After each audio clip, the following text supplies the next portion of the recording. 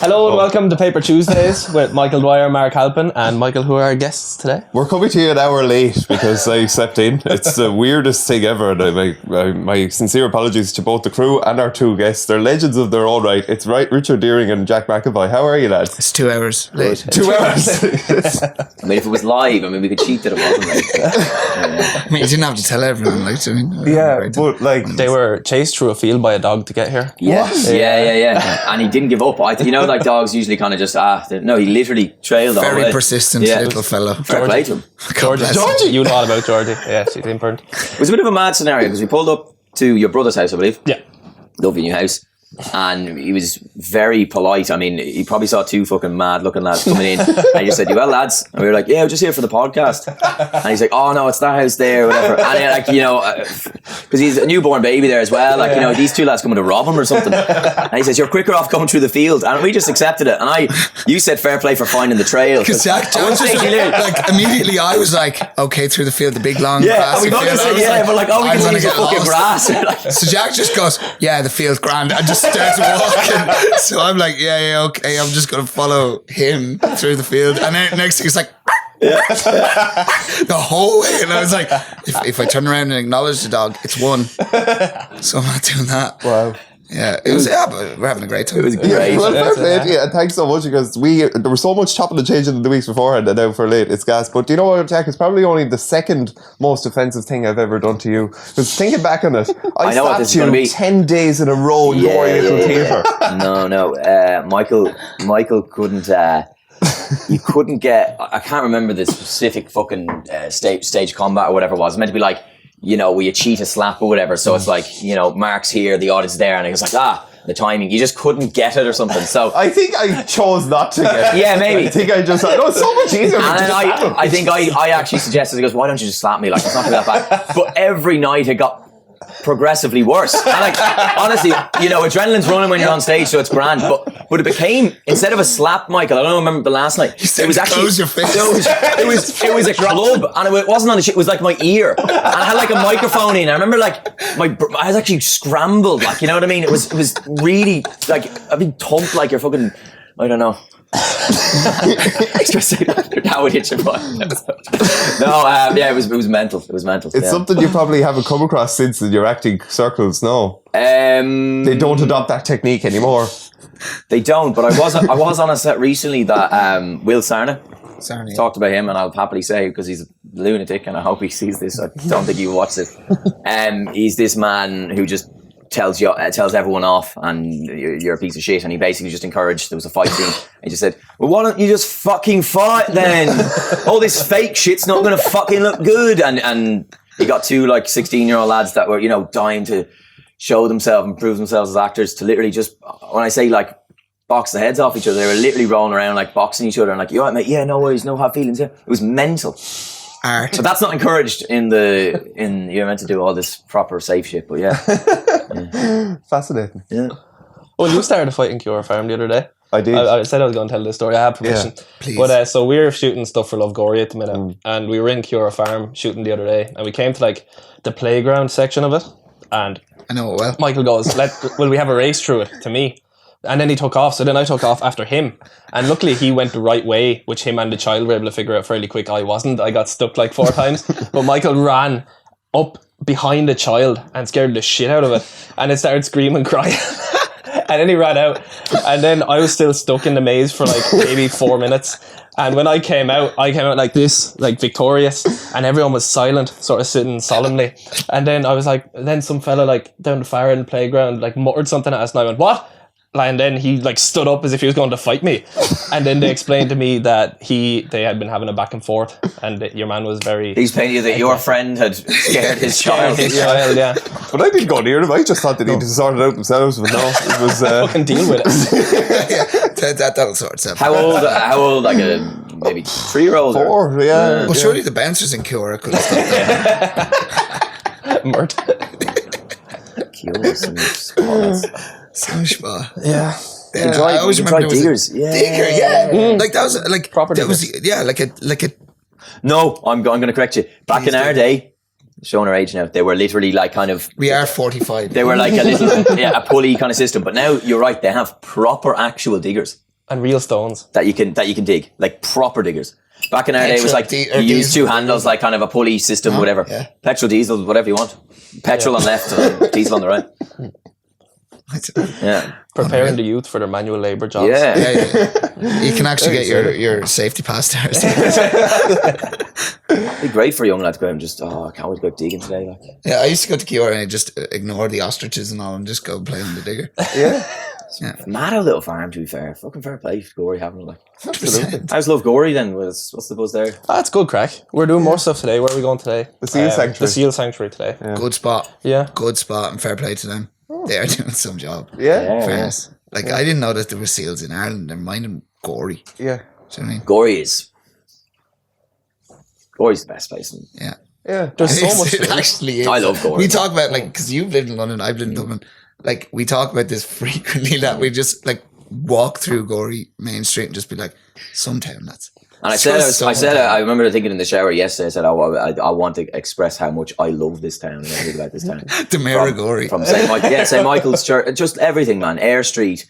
I mean, I'm not even a big J fan, but like, there's a lot of fucking pride in this town, man. Yeah, but and clubs like Yeah. It's even a fucking great little place. That's creative. What does that do when you have a town that, like, you know, you kind of can take as your backbone? Yeah. Do you want to? Like, I personally am dying to make a film about Gorey, and I don't know what it is. I have many ideas, but I like nothing has really. Well, there's one that you'd love that we kind of came up with a while ago. I'm calling it Garden City. Garden City. What I mean, do you know what I mean? Yeah, exactly. Also, sorry, there's a place in Gorey called Garden City. Garden City. Wonderful. Yeah. That's artistic. Do you know what I mean? Like, and you're like, what? Garden City. And the premise of this is, Michael, you're probably very familiar with it. The Gorey Street Leagues. I don't know if Did you ever hear about that? Like, back in the days. an amazing thing. Like, do you know what I mean? There was like Literally, you'd play for your street.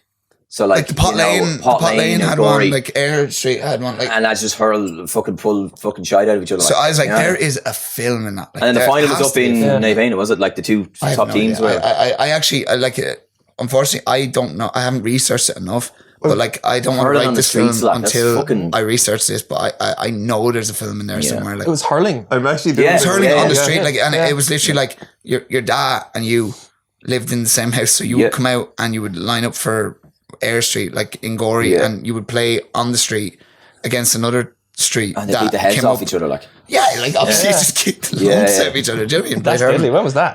I don't Back in the 60s. I think it was 60s, 70s. Well, it Yeah. continued up till the 90s, but it was more underage then. Like, and what I find gas is a real Gorey trait then as well. What did they mark the final? You had the pipe band bringing you around the field at the start, and then at the end, you had Stafford's cream buns. That's it was Gorey style. Mark Redmond was one of the obviously was one of the he was one of the Street League participants. Really? Yeah, there's a photo of him. He was as tall back then as he is now. I have wild memories about like just my past, and I remember I don't think you were playing that time. It was under 8s Navena, and Conor MacDonald, Dylan Murray. My memory is scary. Myself, and I can't remember. I think it was Joseph Doyle. Were the 4 captains. I don't know if you remember this format. There was captains of counties. I remember I was captain of Laois. And you'd pretty much play. There was no premise because there was no like point system. But like once a week you'd play every other team, and then eventually the final would be up in like the Navena pitch. And I remember crying. Me and Joseph Doyle's team lost to Conor MacDonald and Dylan Murray's team. They forced Who it were together. they? I think Conor MacDonald was Limerick, and I couldn't tell you Dylan Murray. Yeah. That's mad. I remember. Yeah, because I That remember was the Street League. I think that was an end of a Street League. that was essentially the Street League. Yeah, the end of the Street League. Yeah, like, it was ground hurling only. You know, back then. Ground hurling. Yeah. Pull. But there is like you'd be walking through going Expect like. to talk hurl with you. Yeah, Oh no! do you mean I played for 6 months when I was 17? Frank, his dad, a great story about you getting back into hurling, and Frank tried to give you like hurls from like shillelaghs almost from back in the day. You know, like the old style hurl, Like, like Great it's like hurler, a, apparently. like Yeah, top drawer, yeah. like for a Kildare man as well. Like, do you know what I mean? He was a great hurler. But like, I remember he gave me. He was like, "I played in Croke Park with this hurl." He's like, "There you go." Gave it to me, and I was like, "Do you know, like it was like the old hockey looking hurls, like." And I was like, "Thank you, Dad, but I won't be able to hit the ball with this. You see, the top of it isn't big enough." You could hardly hit the ball as it was. So it's like. How did you become friends? Who knows? Actually, I know. No, I know.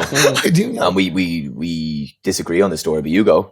Because I remember it vividly. And honestly, I again, think I remember it vividly Rugby club. too. No. You bullied me the first time. No, look, and controversial, you didn't know any better at the time.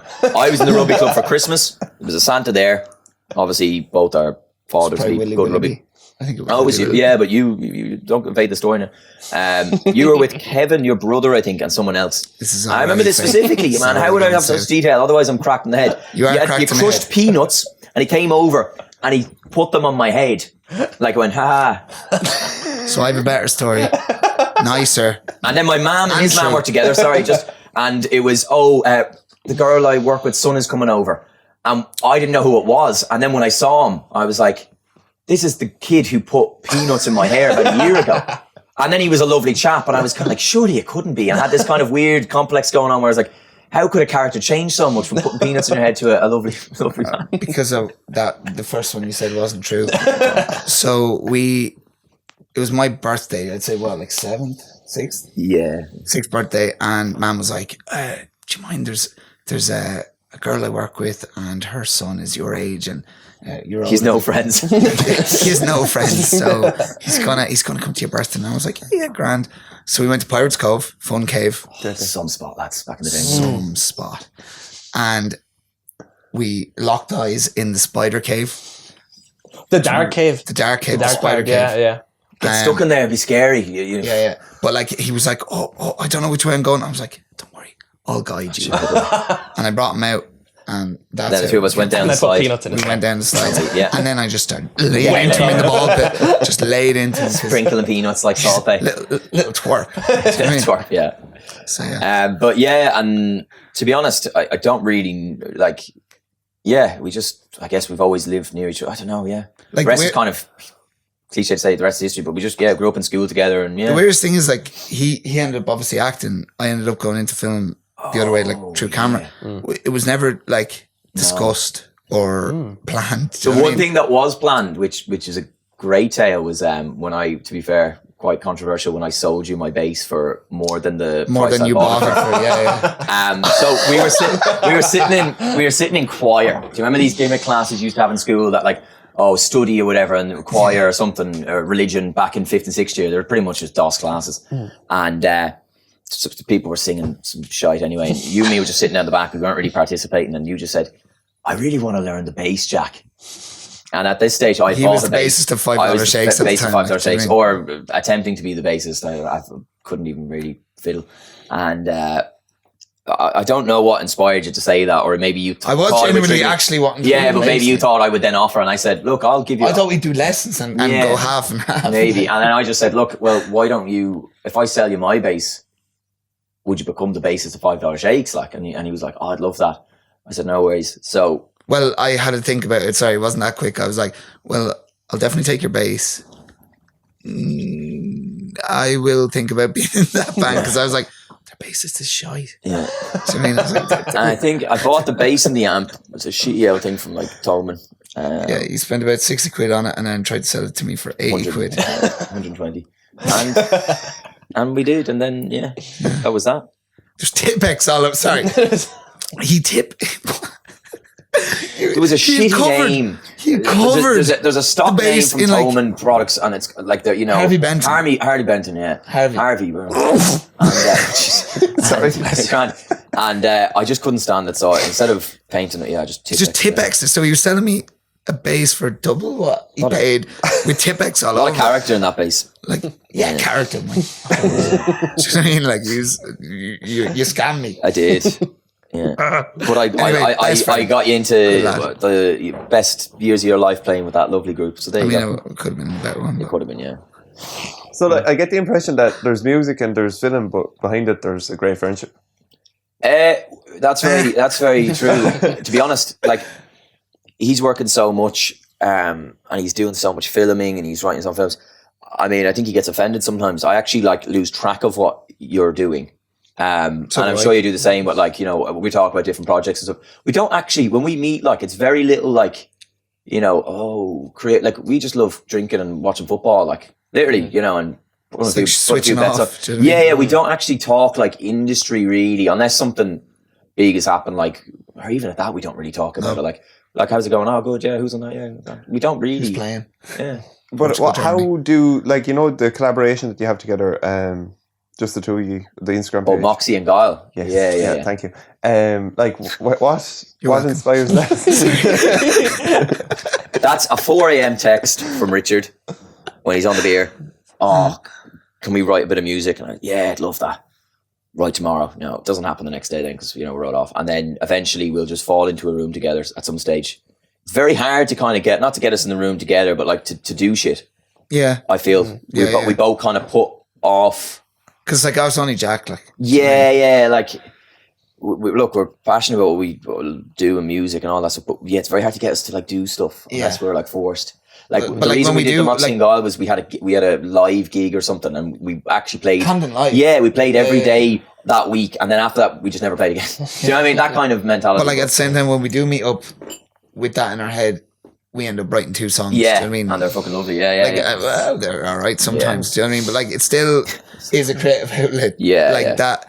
It just happens. Do you know what I mean? It's not like we meet up and we go, oh, how do we write this? And we spend weeks trying to write one song. It's a weird thing with music as well, man. It's like so many musicians are trying to be too cool. Like, oh man, fuck off. Like, I know where we lie with each other. Like, and it's weird that when you have that comfort playing with someone, that if it's shite, you can kind of about say, hey, that's not working. You know what I mean? It's not like, I don't know about you boys, or if you ever have kind of, artistic differences on stuff. I'm sure you can tell each other off and like, no, Michael, you know what I mean? But like, some lads can be very precious, you know what I mean? Like, and like, I don't think that guitar line works, or fucking drum. Oh, do you not like, Whereas we just like that's shy, like grand, cheers, and there's no hard feeling, you know what I mean? What I find fascinating is that you've 3 different sounds going on. Like $5 Shakes, you've that duo sound, and then you've also like your solo work in the band.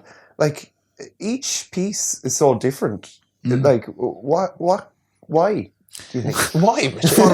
For why is this? I mean, we had a notion of becoming a fucking DJ group at one stage. Remember, I still think that's going to happen. Yeah. Anyway. And we were just the notions of music. But like for me, the Nana Jane stuff that I was doing on my own, that like is happening with me with an acoustic guitar written in my room. Do you know what I mean? And they're very personal songs. They are.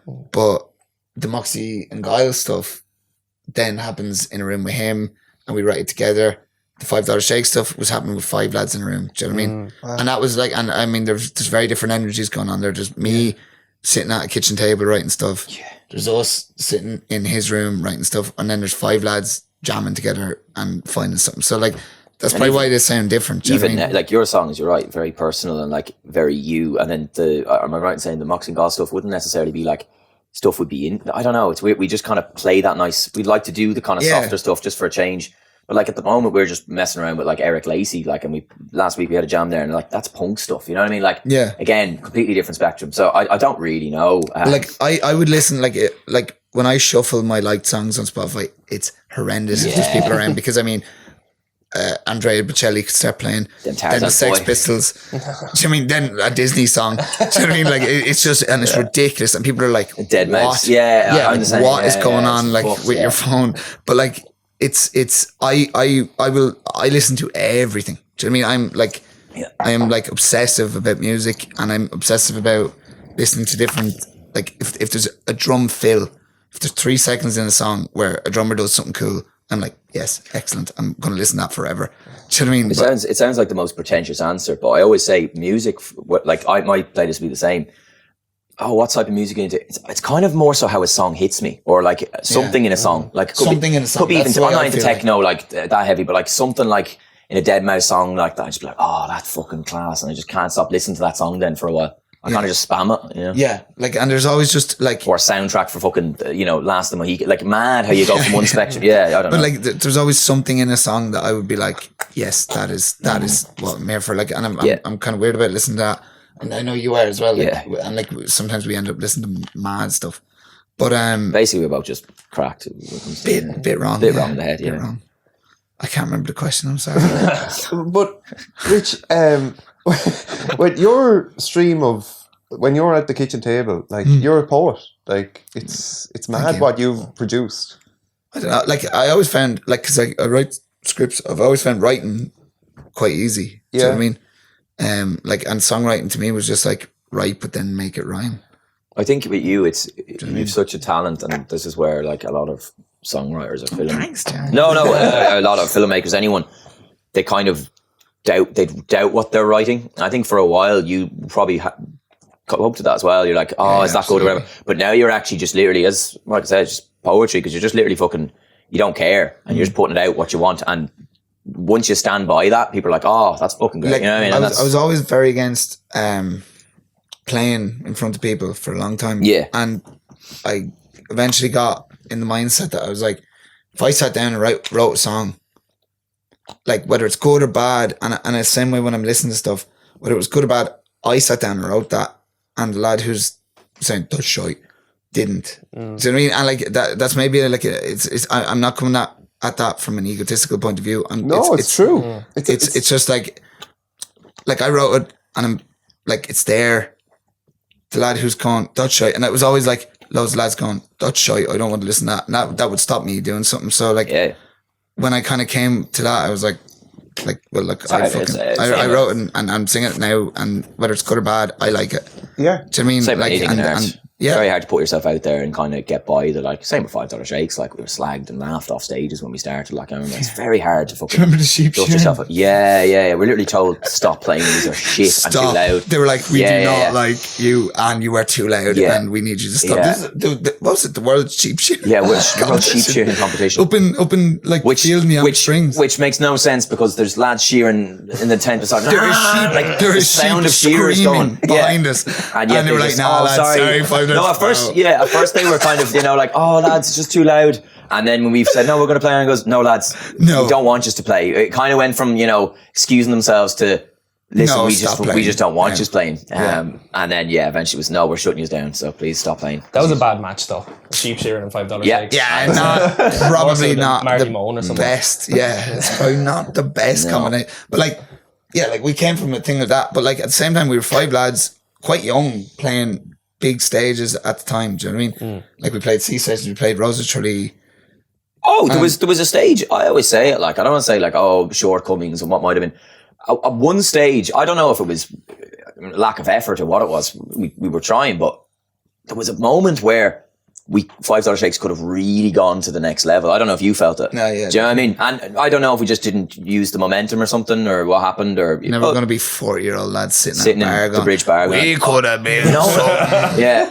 We always tell you there was a time where we were there. I played with the Stripes. You know them, young lads. But like we were 5 lads, like writing songs, very young, playing big stages, and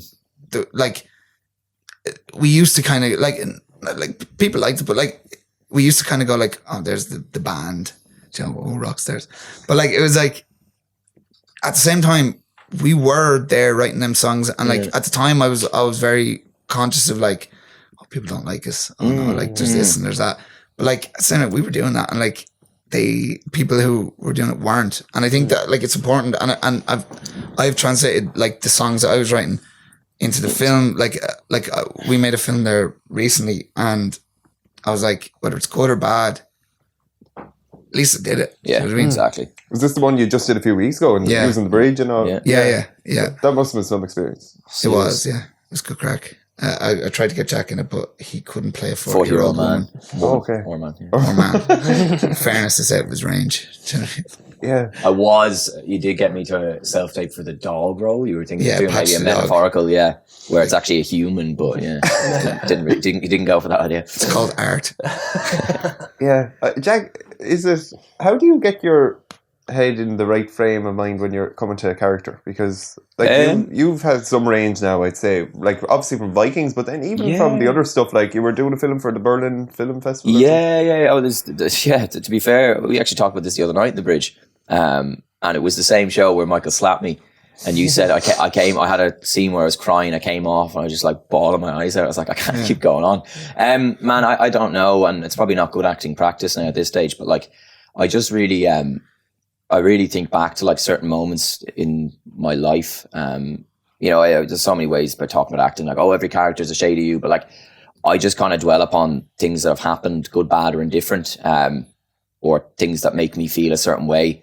and then I'll just kind of carry that into a scene or whatever. But it's very hard sometimes to kind of get yourself into a headspace for something that you don't really feel comfortable doing. Like, you know, there was a scene where that movie recently, kind of Rose plays Julie, and has to like harass this girl, like, you know what I mean? It was all rehearsed and stuff, whatever, but like, you can't dwell upon that from your past, you know what I mean? So you have to try and find something in you, and then do it, and then just leave it all at the door, you know what I mean? It's a mad game. Acting is a weird game. Yeah. It's a, like, and you see it from the crew aspect, like actors are given a lot of space to do what they do, but the same, like I've known you've been acting for years.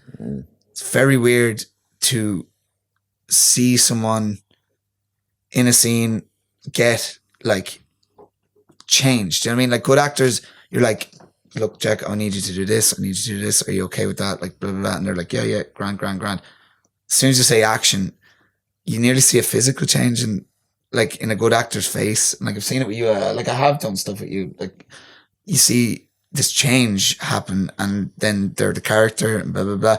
Then on cut, it's just changed back. And I always found that very strange. And I've asked you a million times, but I can't understand. I'm not an actor, like, do you know what I mean? But like, when you're we talked about that tutor I had in the Gaiety when I was in college there, and she was very adamant. She was very stern in her beliefs, and I actually kind of respect some of her viewpoints. But she used to say, like, method acting isn't acting. It's just, you know, anyone can do it. Like, honestly, it's more about kind of willpower and just kind of, you know, take Joe Soap here, and it's just like, if he convinces himself enough to get into a role to play I don't know, some serial killer or something, he can do that. Whereas there's no craft in that, if that makes sense. Like it's to be able to come in and then okay, cut, and you can go and have a coffee maybe. But that's it. Like, do you know what I mean? Like, and then the director can speak to an actor like on cut, and they're the actor. You're talking to because people don't realize. And I'm sure, like Daniel Day-Lewis, the most famous method actor of all time. Course. What, he was Abraham Lincoln. Yeah. He's walking around the house. As Abraham Lincoln. Abraham Lincoln. I'm sure he's wearing the hat, and his wife is gone, "Oh, Daniel, come on." You know, and people. But like, yeah, you're right. Is there a craft? Like, there's this lad walking around the house as Abraham Lincoln. Like, you're only filming like, you know, max maybe an hour on, let's just say, like a set day. The rest of it is all kind of waiting around technical shit. So like, to be in that state, like when you're sitting around is weird. Do you know what I mean? Like going and getting a coffee or like eating lunch and stuff. Like there's practical stuff that needs to happen outside of the cameras rolling that I don't understand where they'd be going. Just like fucking, you'd be sitting there being Abraham Lincoln, eating his lunch. Do you want to go smoking a fag as Abraham Lincoln? How does get your makeup? Done again. Spaghetti bolognese as Abraham Lincoln. Like, go away, Daniel. Come on, cop on. Like, but like, sorry, the most impressive thing for me, looking at actors and dealing with actors, is the switching on, the switching off of very intense, very heavy, like, mental roles. Do you know what I mean? Like, it's impressive. And like, when an actor when you call cut and an actor can come to you and you can give them direction, or you can talk to them, like, as a cameraman, I may be talking to them, can you just slightly move your head to the left because the light's hitting you better that way? Like, it's way more impressive when someone can switch off from the role and take that little bit of technicality into consideration and then go back into it. But they're doing it. And like trust. I mean, and it is trust. William Sarna, this great guy who got the two kids to box his heads off each other. I mean, really, what a character. He called me and he mugged me off to bits. Like, he says, I don't think you're a good actor at all. I think it's all in your head. Marlon Brando couldn't get up and just do it. Laurence Olivier couldn't get up and just do it. And you think you can? And I said, I think we're misunderstood here, William. I said, I just meant, like, I don't like to rehearse too much. I just like to get up and do it, like, once I know the lines. He thought I was literally just getting up, like, without a script and just improv or something. But then in the end, anyway, we resolved it all. And he just said something that stuck with me, to be fair. If I do remember him, it'll be by this. He just said, do you trust me, mate? I said, sorry? He goes, do you trust me? Direct to actor. I need you to trust me. If you trust me, we'll make this work and we'll shoot something really special. And I just remember thinking, yeah, obviously, you know, you don't think about it so literally, but there's a huge trust between director and actor. And if there is a good trust there, because it's a very vulnerable state to put yourself into, and it's up to the director to really nurture that and obviously get the best out of it, but make sure that when he comes out of it, that not fucking life coaching, but like, No, yeah, yeah, he's all right. Like, yeah. To make sure that you're grand, because I'm sure it's very easy to go insane. Yeah. When you're pretending to be someone. Do you know what I mean? I couldn't do it. Right. And what did London bring to your acting, Jack? Since you studied in the Gaiety, like Them glasses. Yeah, these glasses. I love for Gorey. I don't really know, man. I mean, London's a great spot, but like, it's like the fucking Wild West. It's cowboy city over there. Like, it's just full of cowboys. Like, lads, just people just telling you, you know, you're going to be a star. All this stuff and like Instagram, and there's no. Look, I have some great friends in London and met some great people, but it's when I come back home, I like, as you meant, what does Gorey mean? Like, this backbone is just people are real here, and I can't hack that whole lifestyle of like broken promises and like, oh, we're going to shoot this together and oh, we got a budget. It's just loads of bullshit, basically. But at the same time, some great opportunities and great fucking things to be had in London, and a great place, man. Really, really special place. But like, in terms of living and all now, like, I don't know if I'd be able to base myself there permanently again, just from, I go insane, like, with all just it's all just facade. Do you know what I mean? Like, I see people and they're like standing beside a Lamborghini and it's just like, you know, on the Instagram and all, and then like just walks down the street, like, you know, just letting on the people posing as like millionaires and stuff. It just, I don't want to say it irks me, but I just don't understand it. It used to annoy me, and I used to like kind of be like, oh, I don't. Now I just let them on, because I feel sorry for a lot of the people living their life like that. You know what I mean? It's just not a good way to be.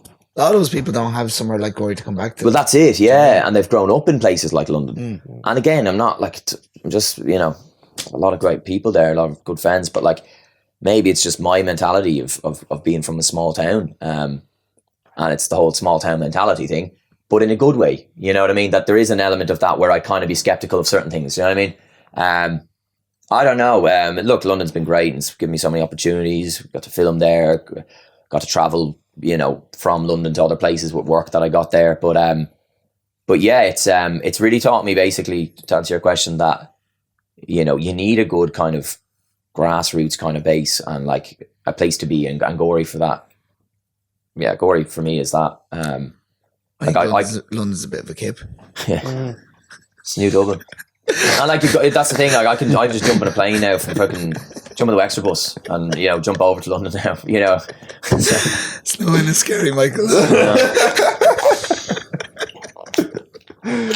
yeah, but like, it's kind of like necessity, isn't it, as well? Like, you can't make it as an actor of your acclaim without going to a London. You know, you can't just stay in Gorey and hop around the little theatre there of July and August. Yeah, but like, hope for the best. I mean, you can. Or you can. I'm disappointed I wasn't on the new mural they have on the wall. I thought I'd make the cut. I thought you were. Was that not you? Did man in the hat? Oh, they didn't have the glasses. Yeah, it might be him without the glasses. I don't know. Yeah, I think you do have to do those like excursions, basically. But at the same time, man, you know, same with Zoom and COVID and stuff. Everything's done like, you know, I shoot my audition tapes with him now down in his house, like, and you send it off, we transfer a job, and it goes out self-tapes to, you know, whatever casting director. So there's very little in-person stuff you'd actually need to do in terms of like work-wise. Yeah. But of course, if you're networking and you're trying to schmoz some people or whatever, you need to be boots on the ground, you know. Is this an exciting time then, in that, you know, audition tapes and you've done the networking stuff and now you're now it is for sure. The last couple of months were a bit hairy, and like there was it's just annoying. There was certain projects I was booking, and then it was, oh no, funding has fallen through because they need another 20% for COVID. You probably know all this, like COVID to run COVID tests and all. Like, it costs a lot of money on film sets, so a lot of money goes there. But things are starting to pick up now, and I started during lockdown last year. I started a intellectual property based production company with a few friends. Sounds very London, doesn't it? Yeah. It's intellectual property based, you know, when we develop concepts and ideas around real life stories and then make them into like movies or content, or, you know, even musicals now. One is going, so that's really exciting, and that's going to launch, and I'm really high hopes for that. So that kind of started as just something to do during lockdown, and just shows, like, you know, if you put your mind to something, like Paper Tuesdays. You know what I mean? Well, thanks for your admiration. No, I mean, it started as two lads, I'm sure, just having a bit of crack, and now, like, I'm looking at the setup here, it's fucking serious, like, honestly. So just like that, I mean, just if you keep chipping away at stuff, you know what I mean, and going at it, like, it becomes something very special, so, yeah. I feel like we're only obviously this is all very important stuff, but like the stories that ye have, like just before we were starting, you were regaling great tales. Like what is the maddest stuff you've come across in pubs of London? So the maddest thing that we've been a part of is the documentary in Capri. Like sometimes I forget the stuff that happened. Do you know what I mean? Yeah. Because I'm like, no, yeah, do you remember? So Sorry, like, it sounds fake. Right? This is going to sound fake. I was living up in Dublin and I was working for Crime Call for RTE. No way. At the time, yeah. Gosh. How would you take that? I was shite. Anyway. This is a better story, Michael. Yeah, go on. Fuck RTE. Anyway. So I get a call. Jack is in London doing his London thing. Do you know what I mean? Acting and the like. And I get a call one day and I was outside my house in Drumcondra. I'd just finished work. And he was like, Richard, what are you doing? I was like, I'm just going into my house. He was like, okay, I have a pitch for you. And I was like, okay. And he was like, so there's this woman, and what's her name? Yeah. There's this woman. Incredible woman. Incredible woman, really absolutely good. lovely. Love her. But there's this woman who is looking to have a documentary filmed about her. And I was like, okay. Yeah, so she'd be well known, a bit wealthy. She's living in London, but she wants to go to Italy and have a documentary filmed about her. Would you be able to write up a pitch for this like film? So I was like, okay. I was like, yeah, I can do that. Like I was like, what's it about? And she went, yeah, you were like, it's about her. And I was like, yeah, but what's she do? Or, do you know what I mean? It's kind of like, a week in the life of kind of thing. Yeah, it was like a week in the life, exactly. So and she's incredibly brilliant character as well. Absolutely, like she's full of beans. She just loves shopping. She's and nuts. Like she's nuts, but like she never stops. Like yeah. I mean, never. You talk about like people. She never stops, man. 24 hours a day. She is just going. So I'm there anyway, and I was like, yeah, I can make a pitch for this woman who wants a documentary. Yeah, no problem. Like, so I was like, it's a film about you, and Joe, like I wrote like a half a page shot list. Yeah. I started doing like, and I actually kind of got into it. And I was like doing the shot lists and stuff, and I was like, this is actually all right. Like, so I sent it on to you. Heard nothing back for a day, and next thing he was like, yeah, so she wants to fly us out to Italy to shoot this documentary about her. And I was like, tomorrow. Yeah, no, it was literally like tomorrow. And I was like, grand, yeah, cool. So I was like, rang up work and I was like, so I'm going to be gone for a week. And they were like, what do you mean? And I was like, I have to go shoot a documentary in Italy. Like, so then they were like, okay, cool, fair play. So we met at the airport and it's still kind of like, well, yeah, here we go, yeah. Checking this gear, yeah. We'd hired like great camera equipment, all like that. Like for me, right? Like she'd sent the money to get the camera equipment. I was getting like top of the range stuff. Do you know what I mean? Like stuff that I was dreaming about getting. I was just like ringing the rental house that I use, film equipment hire, and I was like, yeah, could I get the red? Like, and they were like, yeah, why? I was like, it doesn't matter. But I'll never forget. Like, we landed in Naples, yeah. I love how I put everything into a football club. We landed in Naples and we got a lovely taxi down to. It was a chauffeur. Yeah, a chauffeur down like to the blacked out windows down to the dock, and then a private speedboat, I guess, from Naples to Capri Island. Which again, we won't talk fees and stuff, but like I can only imagine I overheard someone talking about the price of even just it's a 20-minute trip. Yeah. But I heard because we got the giving ferry like free beers and that, and I remember. Oh yeah, no, I remember they handed me a lads. beer and I was like, am I gonna have to fucking pay for this? Yeah. Like I was like sweating, Then- like had all this gear with me. I was like, if I Then we- open this beer, they're gonna charge me like 500 quid. I can't. Yeah, we landed in the Capri dock or whatever you call it, and little golf buggies or something. Yeah. Comes down. Not even. It's like a little. It was like a Dr. Power- No's Island. Sorry, like Yeah. they meet you. It was like, Mr. McEvoy, Mr. Deering, we've been expecting And they you. throw your luggage in like kind of Just like one of these little power plant cleaning things. Anyway, we're sitting up along. We go up to the hotel. Herself is there with some friends, and you and me were in black skinny jean kind of situation, sweating black, you know, like sweating. It was 40 degrees something. And no, you're not going. No, you're gonna have a drink with us. Do you mind if I get changed? No, don't worry about that. Could you, remember this? Yeah. Could you run down to the shop and get the lads Swimming togs. swimming togs? No. Versace. Richard Deering from Gorey, County Wexford. Going around with Versace swimming togs. Not even. I have the same Versace swimming togs as Cristiano Ronaldo. Yeah. I mean, And they were thrown out like, not bad. like, you know, just, there you go, not a bother. And I was going like, am I going to have to fucking pay for this? Like, Jimmy, when she handed them to me, I was like, have you a receipt? Like, no. And then, But like, yeah. So we had a great time. We for a filmed week. and we just, you and me would just kind of, not pinch ourselves, but like we slugged about, I think in the week that we were there, we honestly, I don't know the amount of bottles of Peroni that you and me put away. But it wasn't a piss up. We were just sculling a few bottles, like getting different shots and filming, and like, it's going well, yeah, let's get, yeah. For me, it was very odd because experience. it was like, I don't tend to shoot documentary stuff anyway, but to go to Italy with the best camera I've ever had and shoot a documentary where I didn't really know why I was there or what I was shooting. Do you get me? So I would just be like, am I filming now? Do you know, like press record, filming stuff. And I was like, no idea what I'm doing. Yeah. Like what? I'm just filming a person doing stuff for the day. Grand.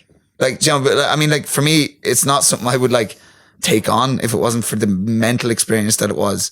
Because I was like, what the fuck am I doing here? Then one Like, day I'm we just went off filming on it. someone remember she was just like walking around the shops, just looking in windows. And I was like filming her doing that. And I was like, this is On the camera you carried, man, that was heavy. no, like, yeah, but that's grand. But it was also the best camera I've ever had. And I was like, I am not doing half the amount of things I want to be doing with this. I am filming a woman looking into shop windows. Like, and fair enough, Versace shop windows, Gucci shop windows. Yeah, but like, it's also a very, like, I don't want to say it was a difficult time, but it's very tricky, right? So I guess I was directing a documentary, so it's real life, so it's hard. You're trying to put people in scenarios where they'll shine, like you asking us questions or leading us. Yeah, but like I found it very difficult. I mean, we're not getting into like the piece itself, but like very difficult to try and, like, it's like when the cameras are off, you get real gold. And then when you roll, not that there's no action, but it's just like, okay, well, we're going to leave now the hotel and we're going to go down to the shops.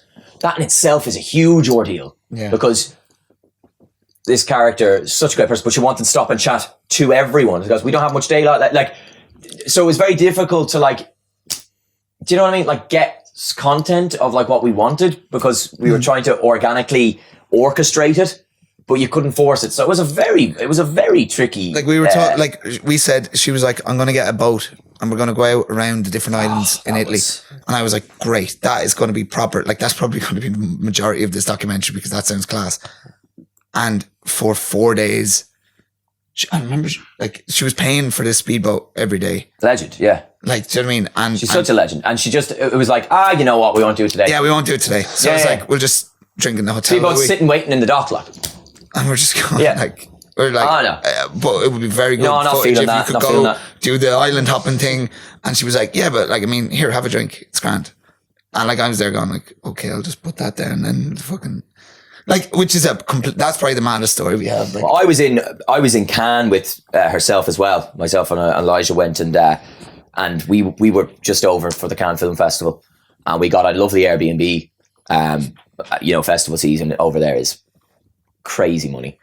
We got a very standard 2-bed or whatever. I think it was even just a pull-out couch or something, and it was something like 500 quid a night or whatever. Really expensive. Anyway, met herself and she's like, you know what? I've got this penthouse, Hotel Eden Rock it was. I've got this penthouse. There's few free rooms. Pretty much just moved in there, but like, that was great. But then exactly the same scenario. It's like, are we going for dinner? It's 10 o'clock. Oh, well, you know, she's not ready yet. I was like, oh, what's she doing? She goes, I was just chatting, having a drink. I was like, what's happening here? Like, can we make a move? Yeah, but look, that's the type of brilliant character that she is. She just literally matches to the beat of her own drum, you know?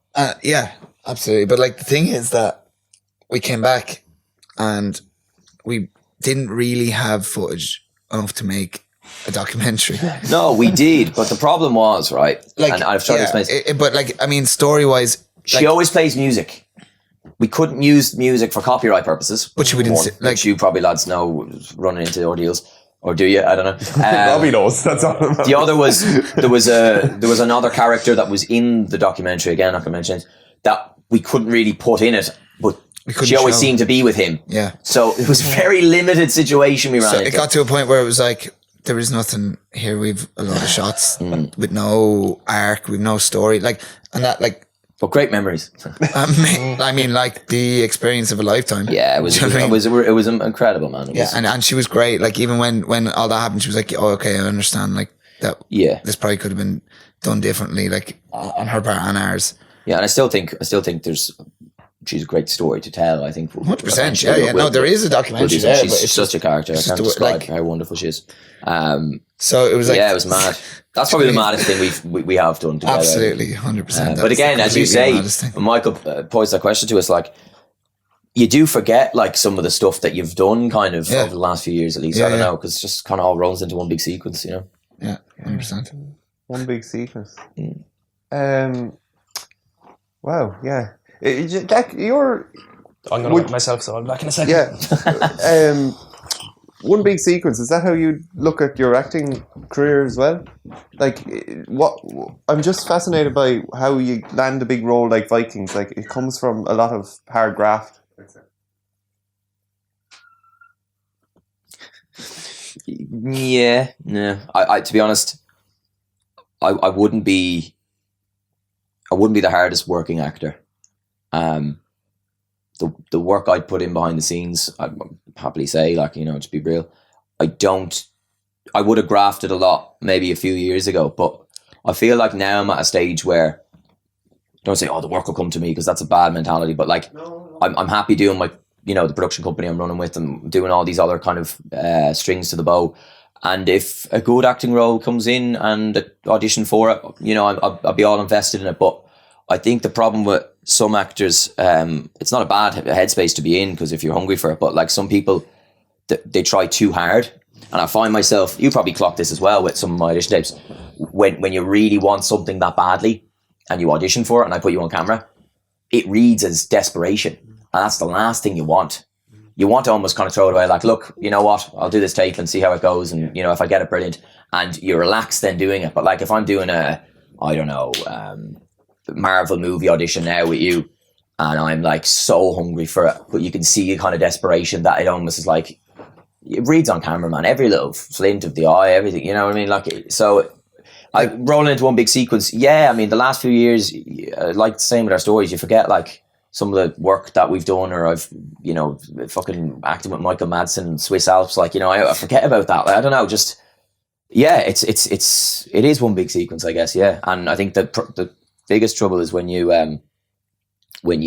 get in your head and think, oh, I need to really, you know, get another one now and keep it going, because that is not a good place to be in, like, because desperation really reads. But I've seen, like, we watched casting videos, audition tapes for our film, and like, there is like desperation or whatever you'd call it, but like, I mean, there's also eagerness, like the William Morgan, not to be mistaken, the two, absolutely, and I think there's a difference, and I wouldn't call it desperation. I call it, like, I suppose I call it anxiety. Do you know what I mean? It's an anxiety whether you can get the role or whether you're doing a good job, and like, there's an element to that in every audition that you see. Do you know what I mean? You see an actor going through something, and audition's a weird thing to do anyway. But very William Morgan, process. It's mad. Like, William Morgan got the lead role in our film. Legend of a human, like, the nicest guy on set, brilliant actor. He was like helping clean up the set when, like, Joe say someone there was a scene where someone had to drop a load of dog food on the ground. he would like get the brush and start and I was like, William, please, like, relax, will you?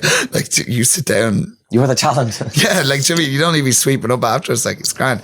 But he auditioned for the lead role, and instead of having someone read the lines, which it would be normal, like someone would be off camera and they wouldn't be acting, they'd just be reading the line back to him. They would act back. He edited together his own audition tape and played the other character that he wasn't actually auditioning for. Sorry. Like, and I was I like, did not know that. yeah. Like, I've been advised to do that in the past because I didn't have someone to read with me, like I said. oh, but the effort that he went through, like, and like he acted as the other guy, even though he wasn't going for that role.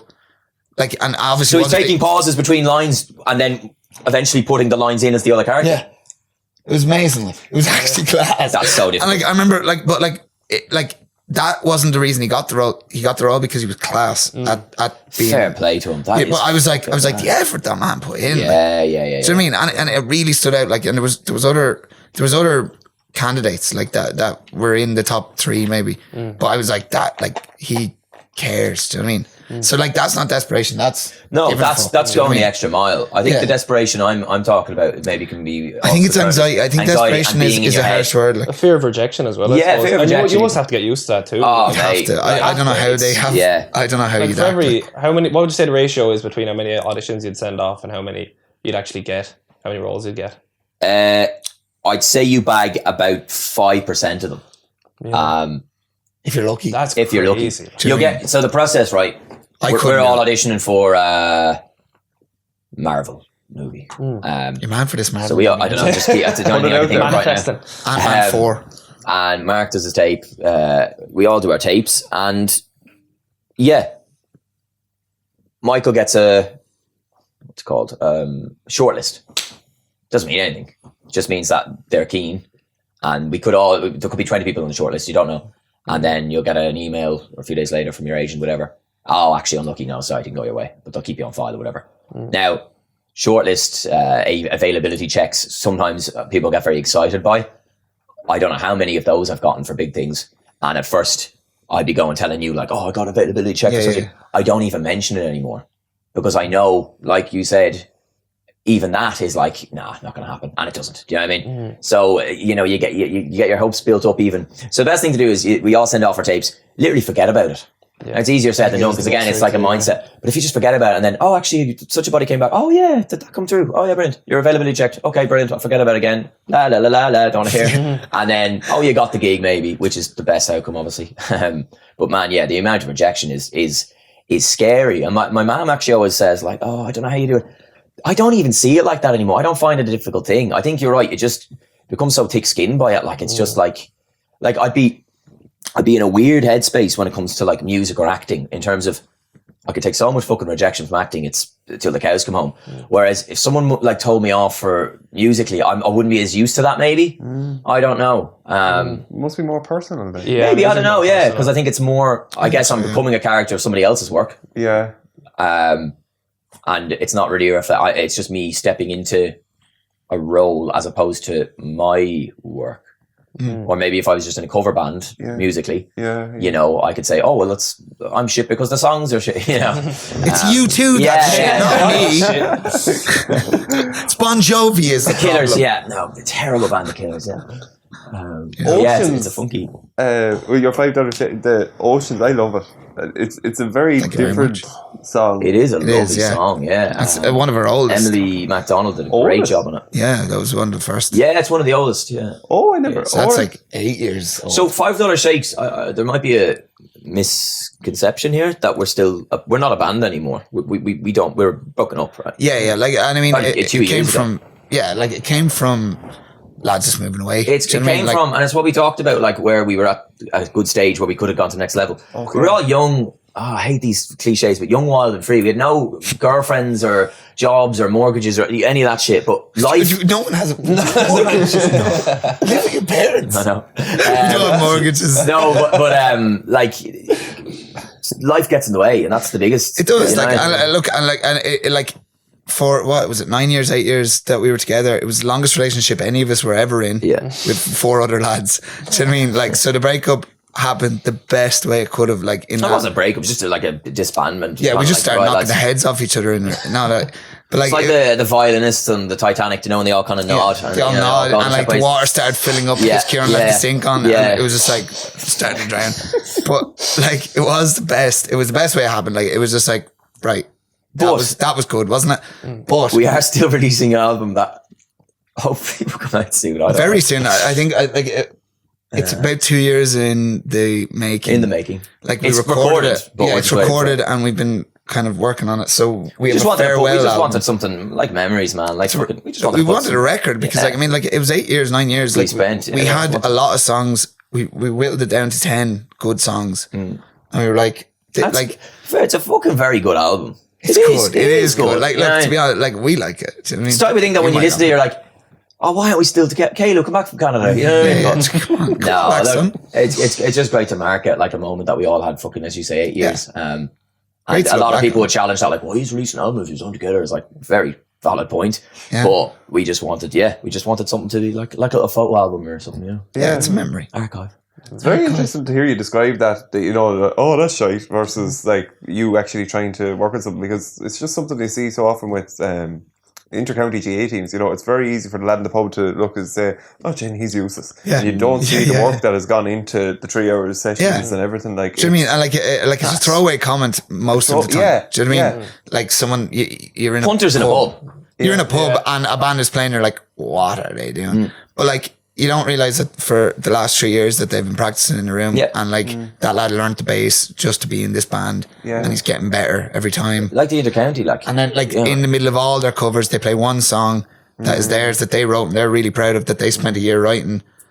Do you know what I mean? Like all of this is just thrown away and like shite. I was thinking about the English fans at the moment, like, with the Euros, like the English fans, they're like, it's coming home, but like they're dogging, they're dogging a player, like, and it's like he's just literally finished a fucking 40-match campaign in the Premiership, the hardest league in the world, and he had a week's holidays. Like, you know, his fitness is cat, you know what I mean? And he's like, oh, Harry Kane, he's fucking shit. He goes, the man can hardly walk. He's so exhausted. He's broke up. Like, you give him a break. You know? It's like the poor millionaire a break. And lads in the pub at county level, I'm sure as well, are hurling like, oh, you know, he's past it, or he's fucking. No, he's not. Just like, think about the fucking stuff that's gone on, like, you know what I mean, or whatever. Like, it comes back to the whole thing, like you have to just be kind of aware that the lad who's saying that didn't spend that time rehearsing and didn't spend that time to write a song. Yeah. So, like, when someone goes, man, like, you were shit. Oh, talk. Yeah, you do. Like, you do. Yeah, you just got fair enough, were we? Yeah, cool. I'm sure you boys, you didn't do I don't know, backhanded comments about yourselves. Like, oh, that podcast is shite. You know, what the fuck are you doing? Do you know what I mean? Oh, I could do a podcast. Could you? Did you have a rig like this? No, you couldn't. Because you don't. Yeah. Sorry, and I will say. The anchor last weekend, and the barman goes, "Oh, here's Joe Rogan." Yeah, it was funny. I will say, live on air, and you'll agree with me. I'm not licking lads' holes too much. We tried to do a fucking podcast. We tried. And it is football's coming home. It was a football podcast, and it was so difficult. Lads just talking over each other. Like, I don't know how you boys, honestly, I think it's one of the hardest fucking art forms, honestly. It is, though. It's like, so mad. And everyone has how a well podcast doing it. idea. Do you know what I mean? Everyone could have it. And like, that's the beautiful thing. That's the beautiful thing about a podcast. Anyone could literally do it. Like, what's Paper Tuesdays? Like, what's the genre? For example, it varies. Yeah, like it's kind of articles, news articles, I suppose. But then it's just having people on and talking as exactly. Well. But you just know what you're doing, and you're rolling it and moving it, and that's what's class. Like, Jack was like, Jack was like, you're coming on Paper Tuesdays with me on Sunday, and I was like, what have I got to say? Like, to read, this has been good crack. Do you know what I mean? Like, and that's down to ye. Like, and Robbie, fair play to you. God bless you. Robbie Dawn, everybody. He it's literally a chat. And we were having a chat when Michael was 4 hours late. Yeah. Like, we were having a chat for 4 hours, and that was good crack. And then the only difference is pressed record. Like, that's it. Do you know, and that's down to you, like, and it's the ease of. When we cut now, it would just be like dead silent. Yeah, it's just silent. Right, let's go to the anchor. We're going to the anchor. We're having a pint. Good luck. Harry Styles did that campaign with James Corden. It's actually quite good. It's like they're out live on air and it's all real good crack. Oh, well, James, I remember last year. And then they're back in the green room, just sitting there. It's a Gucci advert, actually. And there's just dead silence, and like his manager comes in, Harry O'Carroll, all right, Harry, see you next time, man. Yeah, good, yeah. But like it's just like all, you know, they're letting on to be all pally. It's very good. But yeah, man, it's very, very comfortable environment here. I like it. Yeah, this is good crack. We're blessed to have people like you willing to come on though, like that, like, and willing to see what we're doing and appreciate, because we just have a ball with it. Like, I suppose it's patience. Your patience comes down to a lot of it. But what I'd say it goes both ways now. yeah, it does. But Should have heard what you were saying when you weren't here, Mike. I can only imagine. But like, it's the worst thing I've ever done in terms of paper choices. But anyway, I did say that. I said this is the most un-Michael Dwyer thing that's ever happened. yeah, someone's there. He was talking about his plans to kind of branch off into his own. Paper Mark Halpin. How it is with Mark Halpin, yeah. He just tells people off how it is. Yeah. And you, Michael Dwyer. Me and Flood. Yeah. Yeah, he's kind of a third wheel, is he? A rotating third. Oh, actually, speaking of which, we surely have a flash flood. Yeah. Oh, brilliant, yeah. Have you not listened to it yet? For some reason, when you said, speaking of which, I really thought he was going to walk out of that door. I was like, oh my God, it's happening. It's happening. I listened to this. Flood was in the anchor last night. I met him walking there at 6 o'clock in the evening, and then he sent this voice note in at 11:30, so it is good. No. Is he complaining or is he? He complains every week. Oh, yeah. 54 seconds of flash flood. Actually, it's his birthday yesterday. Happy birthday, James. It was birthday Happy today, birthday, wasn't it? James. Oh, yesterday? Well, sorry, I'm talking in Paper Tuesdays form. Oh, okay, James turned. yeah. Very good. Very professional. That was excellent. Happy birthday 27. yesterday, James. 27th? 21st. 34? 21st is his birthday. No, but He was 27. Oh, he was 20. Yeah, he was 27. Or is now. He's now 27, yeah. I'll never forget James Flood. I played on the Wexford team with him, and he was obviously a good goalkeeper in his day, but someone was, I think, I don't know, you might think I'm mugging him off here, I'm absolutely not. I think the first choice keeper was injured, right, for this county match. And Flood came in, and when I say he had the best game of his entire, he saved like 2 penalties, and then like literally was like a fingertip save. It was such a mental goalkeeping display, like beyond belief. And there was a Man City scout there. I know that. He's probably told you, yeah. Oh, yes, he has. And he literally, I don't know if anything was ever exchanged. Roberto Mancini. Roberto Mancini came up and literally like shook him on the hand and goes, world class performance today. And Flood, fair play to him. Joe Hart. He walked off in an erection. He reacted as if, he does it every other day. He goes, oh, cheers for that. Yeah, he was very it wasn't like overwhelmed by us. He goes, yeah, thanks for the respect. But, I do this Monday to Friday in the showgrounds. You know what I mean? This is my life and this is how I just remember vividly, it's such a great moment. Like, literally just this, the most remarkable. And like James Flood, like the agility, you know what I mean? Like, the scrambling across and like fingertip saving, like fucking some acrobat like in goal. It was mad. Fair play to him. would you have liked to pursue soccer, or like when? No, man. I had notions when you're a young lad and you have no real direction. And realistically, I was never very good. I was a very good athlete.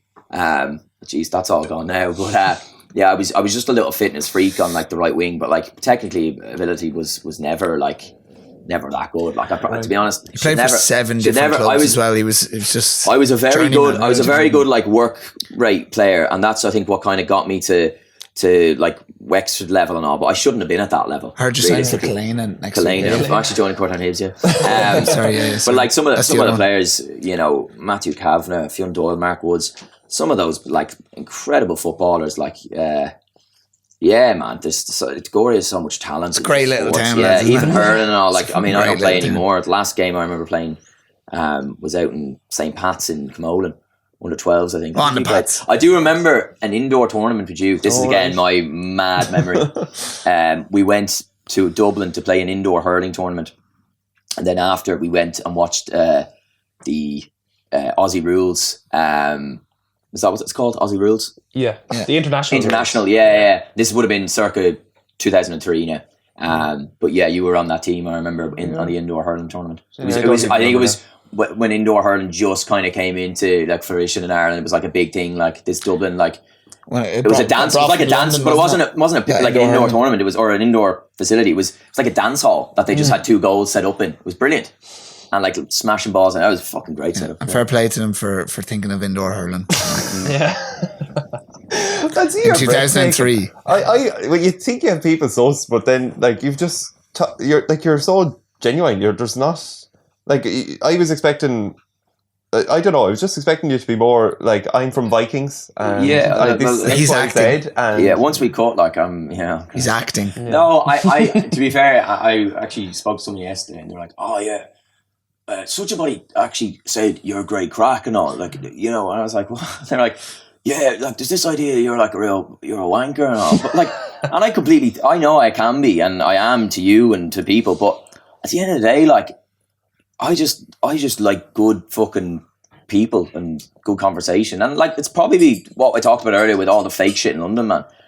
And that really just I think that you're better from coming home. Yeah, that's what I mean. Yeah. I'm so grounded. I don't like fucking bullshit, man. And I'll cut you down. I'll call you out if you're fucking mugging me off or fucking, London Jack is different Jack. Yeah, it is. And it was. Like, and I took the piss at you for years. Like, you learn a lot, like, from just videos, the pictures, like you see it. But like, better for coming home. Yeah, absolutely. I know I am. Yeah. Come on, we'll go down Air Street. We'll have a 99 in the morning. We're going up to the But yeah, man. And it's just about, I think just fucking just be good to people and, fucking be sound, like, really just clip across the ears. So many lads as well, like young lads in Gorey. Like, I mean, I would have back in the day, I would have thought you were a bit of a fucking arsehole. But like, you turned into we all were, and you're turning into such a fucking sound lad. Like, honestly, I mean that. Like, so many lads like that. Even the lads I played Rangers with, like, not of them were fucking egots in school. You know what I mean? Big lads kind of going around. How are you, lad? They're all sound as a fucking pound. Like, they are. And you just get these preconceived notions. I think maybe from a moment in school where.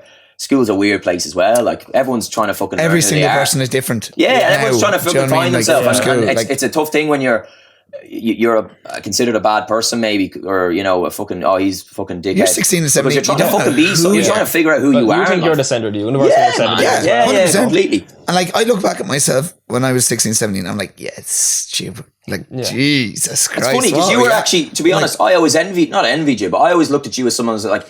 Who fully fucking knew what they were in school, and you were you were loved, but like it's funny that you say that, because you didn't know who you were. You know what I mean? I was prom king, prom king, yeah. But in your head, you were the biggest loser. No, sorry, like genuinely, not one lad knows who they are in school, like, and like we tend to base our opinions of people from that. Do you know what I mean? Because like you haven't seen them in 7 years or 6, 8 years. Like, and I don't know what needs to change in the school system. It's just life. That's just life. Do you know what I mean? Yeah, it's just the way we are. It's the way, and it will be that way for ever. Do you know what I mean? Like, unfortunately, but like, look, we're all having crack now. Well, you're like 16, 17. Like when we were talking about this, you're a young lad. Like. Do you know what I mean? Like, of course, I'm just thinking like it's fully acceptable. There's going to be more. No, I mean, it's you're really, a young lad at 16 I'm saying like we're all gobshites from young lads, but like breaking you're too young to even know what's going on at all. Like, you know what I mean? Sure, it's like you only start kind of figuring it out like when you hit 25, I'd say 28. I heard. Yeah, that's the. Well, I'm finally going to find it now next year. Yeah, but here, let's have a flash flood.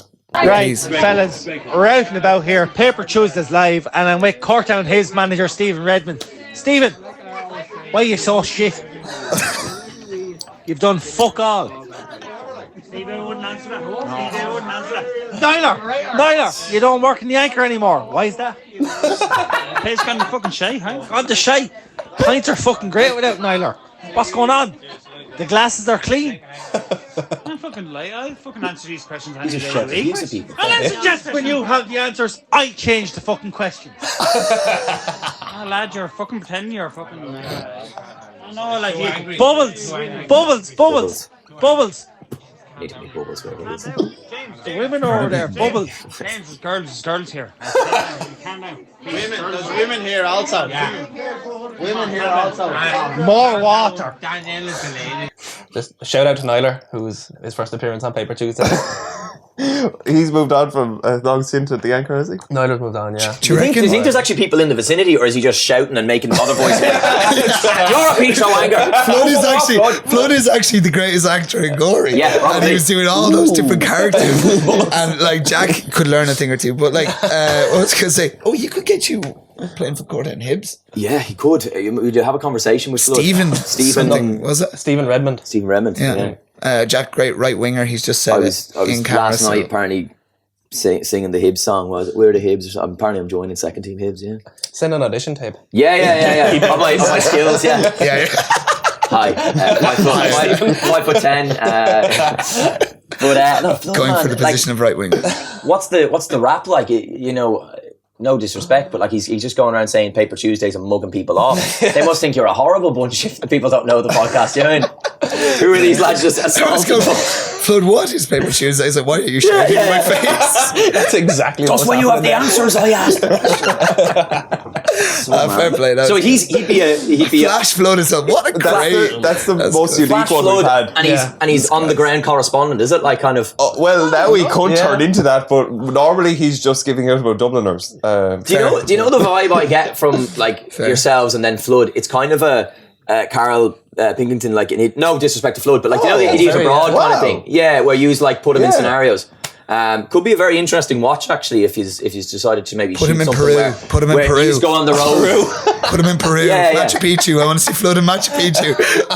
I think abroad, like, Flood brings a Flash laptop Flood or a is great. camera, Sorry, I'm and he still documents so and happy Flash with Flood, and you two correspond from here, and it's Flood. How are you getting on? Well, I'm in Peru, and it's fucking shite. Too many And fucking stairs. Too many country's corrupt. fucking dubs. The heat, it's too high up in the altitude now for that'd be gold. I'm into it. And you kind of just say, oh, well, look, we're sorry. And then, you're just sipping on a beer or whatever. Listen, Flood, you're off to Argentina tomorrow. Will you let us know? He's like, oh, bollocks to that. No, lads, I'm not having it anymore. Flood, sorry. Flood told me, like, a great time for Flood in school. He told me something that I was like, and for some reason it stuck with me. He needs to know where north is at all points. He needs to know, like, he's like, he has this internal compass. And he always needs to know, which I always found fascinating. But I remember him telling me one time he was over in Galway on the trip in school. He forgot where north was or something. He flipped out. Yeah, no, but like, he was quite upset. Like, and I was like, because I was taking the piss out of it, but like, I was like, genuinely, he was kind of like shook, and I was like, oh God, and I was like where is north? Like, we were asked, like, where is north? And we found it eventually. So the man is. How did eventually? What did you offer him? James, I mean, we got a compass or something. And we were like, "There's north," and he went, "Oh, grand." And it stuck with me though. I was like, "Fucking, the man is a compass." What's he up to this weather? Yeah, well, bar flashing. Football management. Gaelic football, ladies football. Where? Castletown and the Wexford Miners, I think. Really? He works in Innovate in Gorey too. Yeah, and is he senior Castletown manager? No, Ladies football, is it? ladies football. Okay. Ladies Does he play himself anymore? No, he retired this Did year. he retire? Yeah. I'd say he made a grand fucking show of that, his retirement. made a I'd testimonial. say he'd make a huge ordeal of James Flood retiring. Which, dead right, James Flood, what a character. We're actually going to a surprise retirement That's the name. in the Anchor I later. remember just the great memories of Flood when you think about it now, school days. But like, he used to have a real issue with jungle music. Jungle music, yeah. He still does. Anything techno, he's just jungle music. But that's a great term for that kind of genre. He's definitely the most articulate compass I've ever met. He's a big U2 fan as well. Big I thought. U2 Yeah. fan. Yeah. Yeah. Dead right. Yeah. Most You underrated did band in a Ireland. video in school for the Derek Mahon poem. I did. That was probably I your first My one. remember first this. ever film. Was that the one with Owen Conroy? First ever, yeah, with the yeah. gun? Yeah. And Gavin Stamp and all. And Gavin Stamp, yeah, you replicated the Ocean's 11, you know, when they all on the fucking thing Yeah. and they all start walking off one by one. I'll never Great forget, fucking like, stuff. that was my first, like, video. And, like, it was kind of at the time where I was like, I want to be a camera man. Like, Great acting performance But, from Owen like, Conroy. there's unbelievable. He's in the wrong game. The most underrated actor in Yeah. Gorey, that's what I heard. But like, there was this shot where it was like, get like one lad running, and so like Stamp ran across the camera. It was really good. Then it was like, and now get a group running, but I couldn't get a group running because at the time I didn't realize you just need to bring the camera out and get wider. Like, so I was like, no, it has to be in the exact same place. And I was like, can everyone just bunch together and run slower? So there's this shot in it where it's like someone's sprinting, and then it's just like another shot of like a load of feet just go. It looks like fucking comedy. Like, it's like it's like Tom, it's like Tom and Jerry. You talk about like the convergence of like different groups and friends, like that crew. You, Owen Conroy, Gavin Stamp, Owen Whelan. All good people. No, all good people, but like making a fucking film about a poem, like that's quite good. That was for like I know, just like, doing for the crowd. I know it was, but like it's just great. Those people in it, like you know what I mean.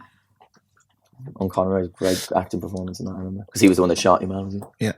Great. Lads, we could riff all day, and I think we will do this again. I'm blown away by, just what you are like. I don't know. I'm just still stunned by it because like. Do you know that Tommy Tiernan show where the people just walk out and he just has a chat with them? That's kind of his reaction there. It's like, I'm blown away. But, Sorry, what's your name again? yeah. Oh, that's fierce awkward when he doesn't know who they are. Oh, yeah. Shocking. Do you not know me, Tommy? I do. I'm your niece, Tommy. Yeah. But like Richard, like you just have a thing about knowing the experience of people. Like even your tweets. And, follow the lads on social media, Instagram and Twitter. Follow celestial_gateway. Don't. Please. It's a scam. I'm the head of PR and I need to get people following that page. This is the IP thing. Yeah. Okay. So it's Celestial not launched yet, Gateway. but, yeah. Paper Tuesdays Forget about endorses this person. product. That's the one you. Yeah, but like You tweet a lot, are you? Are you on Twitter? No, I was just dipping in and out there, and I was seeing how you had an aberration for the old lads with talking about temperature gauges in their cars. Yeah, I missed that, to be honest. Yeah, but like it's spotting what human beings are like, and that experience. That's kind of I think what you like to draw on when you're being poetic. And Jack, like you're some bio. Cheers, Michael. I didn't know you were big on Twitter anymore. That's mad. I'm massive on Twitter. Because I'm on Twitter now. I'm tweeting. I'm only on Twitter to tweet Paddy Power. Yeah, it's shocking. Don't follow. Oh no, I have real beef with them. Real beef with them. Shocking. Stop. So I start calling them out because they won't get back to me. Stop. Request a bet. I wanted Italy to win the Euros and Italy to concede 0 goals in the championship because I just think it might happen. It's actually like you're changing your name to Karen. And you just be a 40-year-old woman with. I basically had a bit of beef with them, basically saying God. you won't get back to me, and so that's my Twitter. It's just some experience. poor social media lad who works for a company going, what? Yeah, who's this like dogging me over live odds? Anyway. Yeah. We'd like to end with Liam Dunn. We'll end with Liam Dunn, sure. There it is. Yeah. Should we let them read that book? Yeah. Yeah. Richard or Jack? What is? Yeah, we'll do a kind of a line by line. Yeah, well, not line by line. Is it random? A random page. Any segment of your choice. Oh yeah. He's just Jack can't read, so he's just I'm going to look at pictures. Do you want to do it? No, Making hold what? hold on. Oh, okay. You're actually trying to read a picture. There, Yeah. that one. Now dramatically. Yeah. I'll direct Jack as he. Is that okay? Yeah. So you're a little bit scared. Okay. You're also very, you're very certain that you're going to win at the 96. I'll learn. Just tell me when we're rolling. Yeah. Yeah. Snapping out of the zone. I left my hiding place and stepped back into the dressing room where the atmosphere was even more tingling than I'd in this little cubicle. Jesus, brother Griffin. I was telling Larry O'Gorman, get us going. Come on, brother. Come on. Larry, get your fucking hurling it out there. Then Larry brought us into the warm room and started to inject a bit of humour into the proceedings. We huddled up together fiercely like best friends, out to say their goodbyes for the last time, while the Limerick team were jostling lads out of the way, going into their dressing room and beating their hurls like lunatics inside. We were just saying our prayers. And we were too hyped for the... I can't keep reading. Yeah, you're very bad at reading. You don't know what a comma is, do you? I just lose where I am on the page. But Larry O'Gorman. Sorry, Liam Dunn. No, Larry O'Gorman here. Sorry. Sorry, Liam Dunn's book. But I'm guessing the premise of this chapter, you've read it obviously, was before they went out to play Limerick, and the contrast how they were all calm and the Limerick lads were smashing fucking lunatics off walls, were they? Must have been, yeah. I'm only rereading it lately. Good book. Great man. It's a very honest book. Up Wexford. Does he get yeah? Oh, and it starts very You should see the raw. end, man. Yeah, the winner. yeah. What kind of like We're talking like it's 5 o'clock in the morning and there's another Heineken bottle on the fireplace and this type of thing. yikes? Love it. Will we finish with an article? I have an article for you. Oh, thanks, Mark. So a Polish man steals 591 scratch cards. None of them were winning, and he's now facing 5 years in prison. Oh, Excellent. Genie, man. Yeah, so that's basically it. That's a pity, isn't it? Can we end with a real talk? Right. What about the woman with the Rottweiler?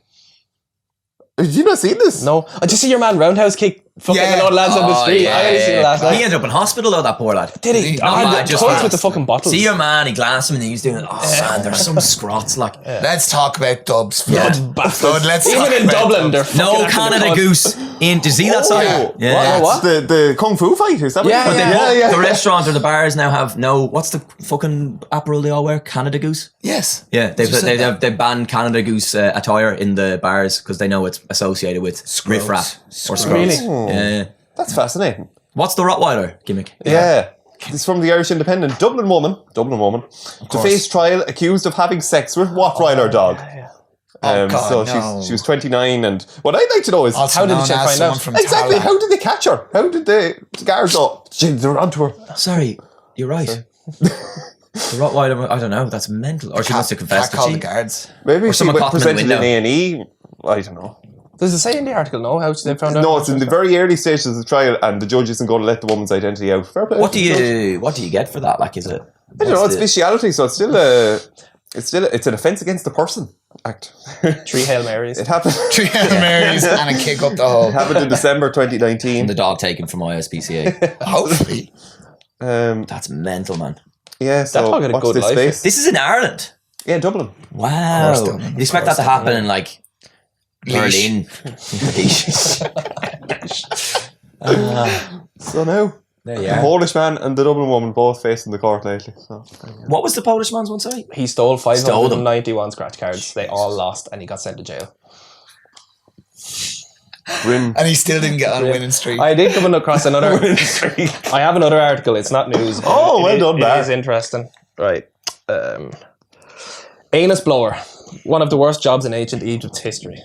Oh wow. So in ancient Egypt, Pharaoh is the king and he is seen as God, strongly believed by the ancient Egyptians. There was a sacred duty at the service of the king, anus blower, to ensure the good health of the Pharaoh. So getting a job at the god's palace wasn't considered bad after all. Apparently when the king had indigestion or he ate too much, he'd bend over on all fours and a fellow would get a trumpet and blow air up his arse. Hell.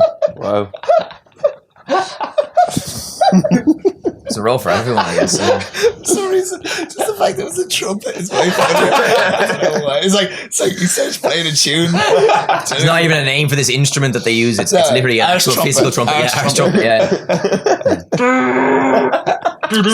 So how long have you been playing? He Well, opens his mouth, gets louder. what grade are you in? Well, I started off as the arse blower for. And now I'm Louis Armstrong. Oh my god! Good crack. Great crap. Lads, thank you. Yeah, thanks very much, lads. Thank you. That was class. Paper Tuesdays, lads. Up Wexford. Up Wexford. Love Gorey. Love Gorey. Love Gorey.